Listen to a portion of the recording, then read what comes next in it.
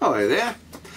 You know, there was a time when people used to basically draw or write with nibs all the time, and then sadly the ballpoint pen was invented, which works very differently. It's a completely different thing, but sort of people will grab a nib and they try to use it like a ballpoint pen and it doesn't work.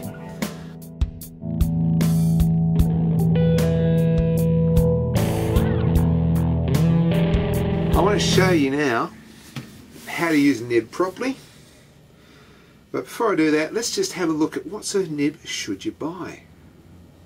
So here's what I have on my table. I have a cloth for cleaning the nibs. I'm using Winsor & Newton Indian ink. Now Indian ink it's not like watercolour, it's got a bit of shellac in it. I like Winsor & Newton because it's light, fast. That means you can do actually nice drawings, and that can be a work of art in themselves. It also comes in smaller containers. They're not exactly nice clean ones to show you. Now, smooth bit of light card or paper. I have drawn on just photocopy paper, and that seems to work okay.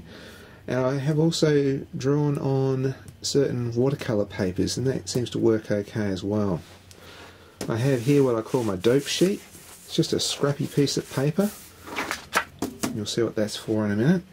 I do of course have my pencil here, but I have these nibs. Now,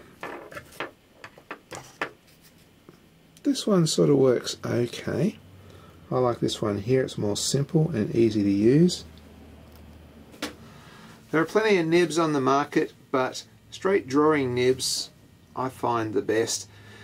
There's a lot of calligraphy ones that got fancy doodahs on them, and they're really not good. You need the most simple one. Back in the 90s I used to buy the cheapest ones I could find, and they were actually the best ones. So sometimes price is not always an indicator of what's best to use. Recently I got a few of these off the internet, and again they're fairly simple and easy to use. I got this one for about $1 on eBay. Another pitfall is mapping pens. Some people get mapping pens. Now they're really nice if you want to draw a really tiny, like a miniature drawing, but if you want to just draw like a decent sized one, these ones. I used to do quite a bit of comic book art, and probably a thing where I just, was just so driven to draw comic book art, and I was a purist. I wanted to use the proper materials, and the proper materials was nibs, brushes. So you start off with a pencil, you ink it with nib and a brush, and then you rub out the lines, and you're left with just a straight line drawing.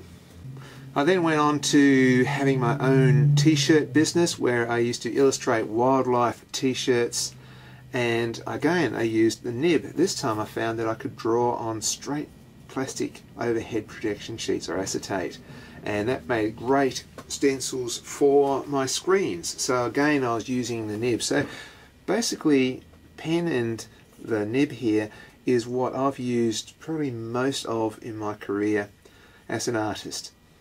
I just love the look of it, I love the clarity, I love the fact that it looks like an old illustration. So I encourage all artists to have a go at it, and don't give up when you first fail. You've got to stick with it. It was probably my driving passion to want to be a comic book artist and an illustrator, which made me persevere and learn how to use these things properly. Just going to start off with a little bit of a sketch here. And in my sketch I usually put in the shade as well.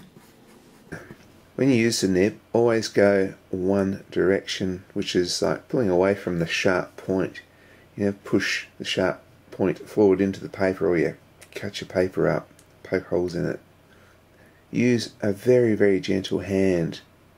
Here in the background I'm doing these long strokes, and I'm only just touching it. If I go too fast, the ink breaks up, I get a short line. I've got to go at a fairly slow pace, but I have to move my whole hand. It's no good just, having your hand stuck on the paper. The hand has to Your whole arm has to move from the elbow to get these long lines like this. You can do a variety of techniques, cross-hatching, stippling, sort of textures can be all built up with the nib.